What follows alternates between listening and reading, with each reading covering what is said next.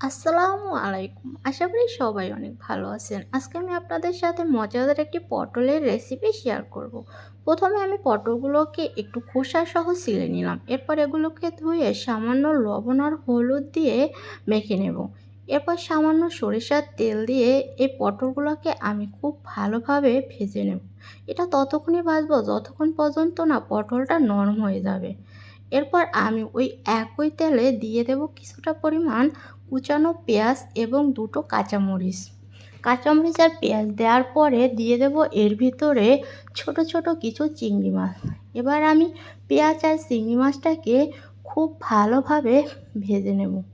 এটা ভেজে নেওয়ার পরে এর ভেতরে দিয়ে দেবো কিছু বাটা মশলা। এখানে আমি দিয়েছি পেঁয়াজ বাটা এবং রসুন বাটা। পেঁয়াজ বাটা আর রসুন বাটা দেওয়ার পরে এর ভিতরে আমি দিয়ে দেব কিছুটা গুঁড়ো মশলা। এখানে আমি দিয়েছি কালো গোলমরিচের গুঁড়া, হলুদের গুঁড়া, জিরার গুঁড়া এবং ধনিয়ার গুঁড়া। দিয়ে দেব স্বাদ মতো লবণ।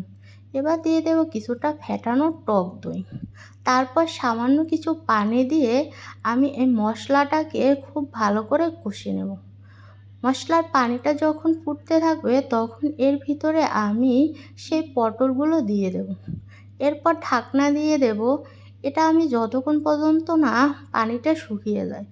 যখন ঝোলটা শুকিয়ে একদম ঝোলের গা থেকে তেলটা ছেড়ে যাবে তখন বোঝা যাবে যে আসলে আমার পটলটা একদম রেডি হয়ে গেছে। আজকের মতো এ পর্যন্ত। আল্লাহ হাফেজ।